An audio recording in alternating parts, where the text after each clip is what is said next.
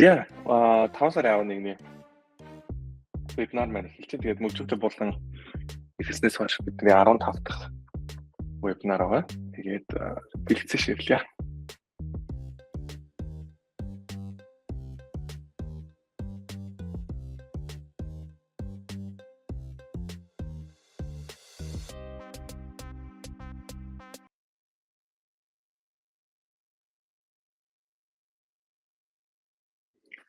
За нэг сүүлийн хэдэн 7 хоног шиг ерөнхийдөө ярьж байгаа яг ажилтгуудлын холбоотой датанууд маань өмнөхөө бас солирч харж байгаа. Тэгээд сайн бид нар жишээ нь 66 67 мянгаас ихсүүлээд ерөнхийдөө за биткойн унах юм байна гэж яриад маркет унах юм байна гэдэг маркет ч гэсэн унаад биткойн ч гэсэн унжсэн. Тэгээд яг маркет маань эргээгээд яа өссөн бэ гэхээр 2 3 төрлийн юм хавсарсан байгаа. Та нэгт болохоор төв банк зах зээлээр гаргаж ирж заадаг бондынхон борлуулалтыг буруутан буюу TP-ийн гэдгээ зарласан. Дээрээс нь энэ жил бол хайк хийхгүй харин ч зэргээр бол кат хийх баха гэдэг тэр байр суурь хэд бол төв банкны chairman Powell маань бацтгаад тэгээд дараад нь яасан бэ гэхээр ажилтгуулт маань ерөнхийдөө бол арай өндөр болж байгаа.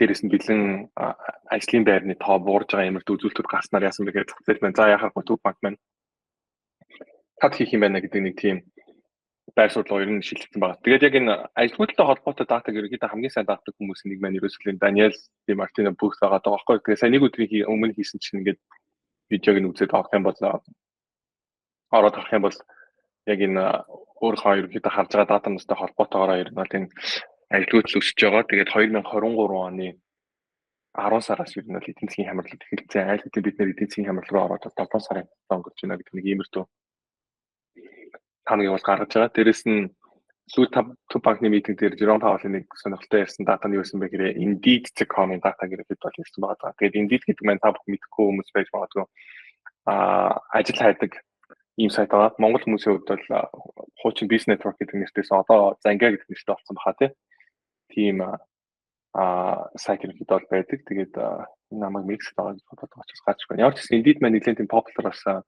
ажил хайдаг тийм вебсайтын нэг байна юм.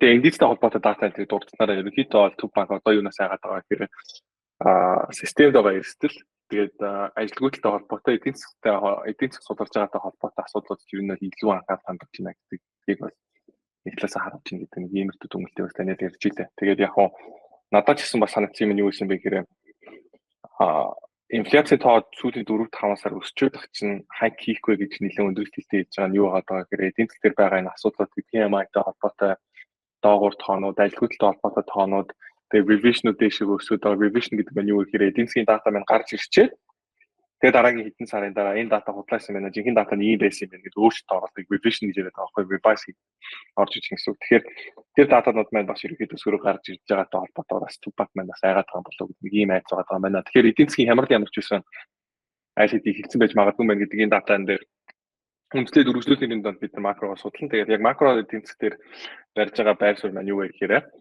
маркет дээр ерөнхийдөө бол уналттай орчихсон. Тэгээд all time high айл гэдэг хийцэн байх магадлалыг өндөртэй. Гэхдээ яг маркет бол одоо all time high-аас 1% зайтайгаа энэ хөөсөлт маань ерөнхийдөө моментмаар үргэлжилж яваад all time high дээр цаашаа явж байгаас бид нэр үүсэхгүй. Тэгэхээр богино хугацаанд бид нөгөө арилжаанууд бол ерөнхийдөө бол ярилцаад угаасаа хийгээд явж байгаа. Наадах нь одоо чинь үгүй 520 510 520-той cost байд ерөнхийдөө бол төв банк TP-ийн нэгсний дараа ер нь авалт хүрэн биш үү гэж би бас санал болгож ирсэн. Тэгээд тэрийг худалдаж авчаад одоо л барьсан хүн байх юм бол чинь айл хэдийн 7-8x хийсэн байх ч байгаа байхгүй. Миний хувьд өөрөө би 2x гэж хэлсэн. Тэгээд тэр маань талаас буруутсан ягаад тэгэхээр бүтээ барьчаад cover гэдэг хэлсэн байгаа байхгүй. Тэгээд яг тэр жижиг алаануудаас үл хамаар ямар ч байсан бид макро толгойтой датануудаа нарийн дагаж байгаа. Тэгээд эдийн засгаар бол би ямар ч байсан уналт нийлэн төгсөн болов гэдэг нэг иймэрхүү байр суртаагаар макрог үргэлжлүүлэн дагаж байгаа. Тэгээд чатн дээр идэвхтэй байдаг усуд маань датанууд авах. Тэгээд өнөөдөр ерөнхийдөө бол крипто толгойтой төслүүд дээр гэж бодлоо. Бид нар Prism гэдэг төсөл дээр ярьж байгаа нэг хэсэг валидатор дээр нөгөө delegate хийгээдсэн. Тэгээд яг адилхан Prism гэдэг нэртэй төсөл угаасаа бас байсан юм байна. Тэгээд энэ төсөл маань бас ялгаагүй airdrop өгч байгаа. Тэгээд яг хит хитэн сонирхолтой юм яриад байгаа нь юу вэ гэхээр proof of work blockchain буюу одоо чинь Bitcoin, Litecoin тэгээд Bitcoin Cash гэх мэт иймэрхүү төслүүдийг ерөнхийдөө одоо чинь IBC-гээр холбож оруулж ирнэ гэдэг нэг иймэрхүү юмнууд бас ярьж байгаа шүү. Тэгээд ямар ч байсан эхний байдлаар airdrop-ны хамрагдмаар байх юм бол Gettys гэдэг нэг юм юу байсан штэ. NFT. Gettys-ийг тэр санаж байгаа хаа би нэг тест гараад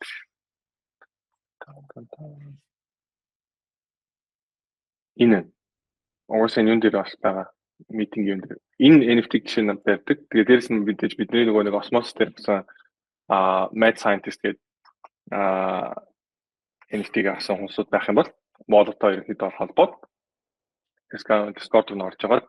Энэ хөр олуудыг аваад тэгээ airdrop-ын дээр ерөнхийдөө хамрагдах боломжтой юм байна. Тэгээд энэ хүү төслийг юу хэр хол явах нь бас мэдэхгүй байна. Ямар ч байсан blockchain space дээр бас нэлээд онцож байгаа нэлээд туршлагатай баг гэж ерөнхийдөө ойлгосон. Тэгээд англи амьдардаг залуу ямар ч гэсэн фаундерны бид яриг нэг сайд сонссон.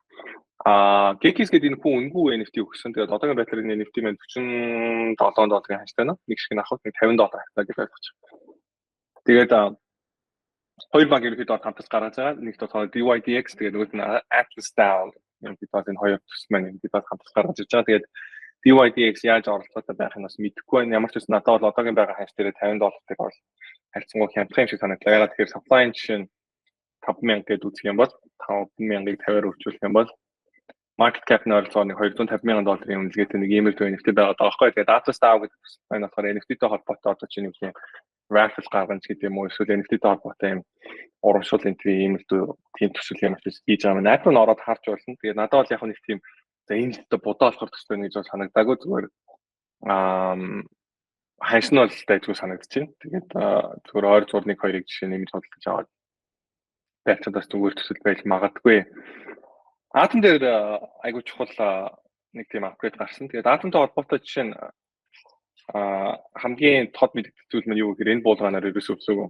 Тэгээд өмнөд буулгаанаар бол нэлээд хөрхөө одуулж ирсэн төсөл байгаа даа. Тэгээд энэхүү энэ удаагийн бол маркетер бол ерөөсөө огт өдлөөгүй. Тэгээд хамгийн дээд нь хэд өссөн бэ гэхээр нэг $12-13 хүртэл. Тэгээд буцаад унаадсан. Тэгээд шалны ханш нь бол энэ бол маркетер бол $6.30 байсан бол одоо бол ерөөсөө $8.53. Тэгэхээр нэлээд cycles хөдөлгөөнтэй сүртэй өсөлтөж байхгүй сүртэй уналтж байхгүй юм төсөл байгаа. Яг тэгэхээр атом дээр нь одоо жишээ smart contract гэдэг платформ биш байхгүй. Тэгсэн Cosmos ecosystem дээр өөр жишээ нь юу гэх юм coin man гэдэг гарах боломж байхгүй. Тэгээ Astroport-ийн баг садлан ажилласан байсан баха нэг тийм биткойнер хийгээд байгаа шиг inscription-тай холбоотой адилхан төрлийн юмнууд хийж ийна гэдэг нэг эсвэл хөрхөн яригдчихсэн бол тэр бол нэг шууха болоод тэгээ намжицсан.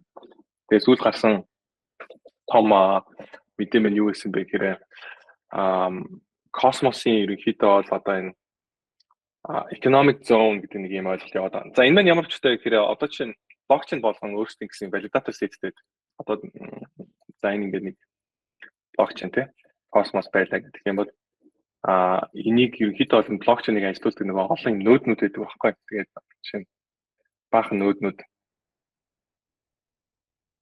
ингээд ажилуулад ингээд хэдэн 100 нөөд ингээд байж идэг байхгүй. Тэгээд Ethereum гэсэн ялгаагүй тэг хэдэн мянган шиг ингээд нөөдүүд ингээд байж. За тэнгууд бид нөгөө нэг стейкингүүтэй validator сонгоод байна гэдэг маань ерөөсөө юу вэ гэхээр энэ блокчейний ерөнхийдөө ажилуулж байгаа програмыг ажилуулж байгаа юм сервер болгон нөөд ажилуулж байгаа хүмүүс рүү бид нэр юу хийгээд байгаа ширдэл гэдэг юм байгаа байхгүй.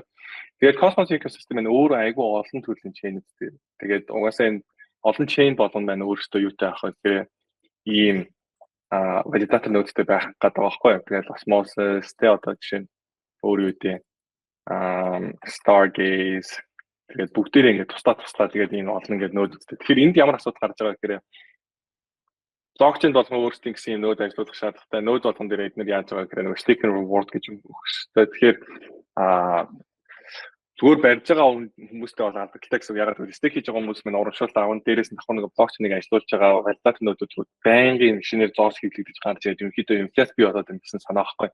Тэнгүүд яг Cosmos дээр гарчсан гайхалтай ID нь юу гэсэн бэ гэхээр Cosmos нь өөрөө ерөнхийдөө юу гэх юм энэ экосистем дээр хамгийн том chain юм чинь нэлийн одоо жишээ нь юу гэдэг нэлийн аюулгуудыг тоодох chain юм чинь энэ аюулгүй байдлаа ерөнхийдөө бусад chain-үүдтэй хуваалцчихвал яадаг юм бэ гэдэг нэг ийм л ID гарчихсан байна. Тэгэхээр яг одоогийн байдлаар бол энэ хүү концептыг ерөнхийдөө хэрэгжүүлээд явж байгаа гурван төрлийн chain-үүд. Тэгээд энэ гурван chain маань болохоор нэгт болохоор Noble буюу одоо USDC stablecoin-ыг Cosmos ecosystem руу оруулж ирсэн chain байгаа. Энийг бол USDC гаргасан Circle өөртөө ажиллаж байгаа. Тэгэд энэ маань яаж байгаа гэхээр энэ валидаторуудаас ерөнхийдөө бол одоо аюулгүй байдал авч нэ гэсэн. Тэгэхээр давхар өөрсдийн гэсэн валидатор ажиллах шаардлага байхгүй. Cosmos-ыг хэрэглэж явчихна гэсэн үг байхгүй. Тэгээ хоёрт нь болохоор ямар ч юм байгаа гэхээр Stride байгаа.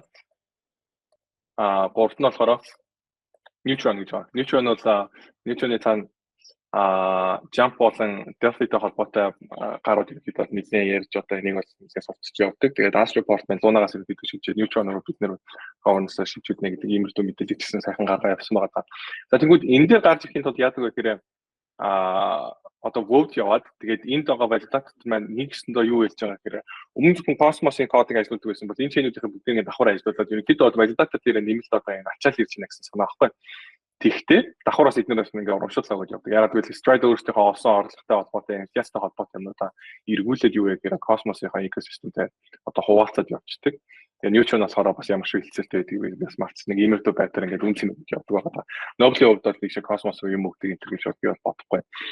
Яг энэ процессыг одоо юу болох гээд байна гэхээр арай ондоо болгоод илүү тийм уян хатан болгоно гэсэн санаа байна. Тэгэхээр өмнө бол яаж гэсэн бэ гэхээр энэ гурвын одоо чинь энэ гурван chain-тэй холбоотой кодыг энэ доотлогоо бүх валидаторууд ажиллуулах хэрэгтэй байсан бол одоо болохоор валидаторууд маань алийг бид нэр сонгож ажиллуулах вэ, алийг ажиллуулахгүй байх вэ гэдэг дээр өөрсдийн гэсэн сонголттой болох гэдэг юм гэсэн.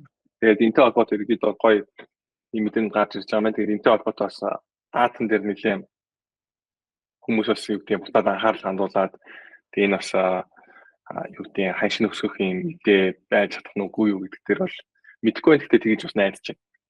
За дараагийнх нь болохоор бид нар сайхан Vertex дээр бид нар худалдаа авах гэсэн байгаа даа. Тэгээд намайг санд болгосон ханшнаас хойш бид төлсөн.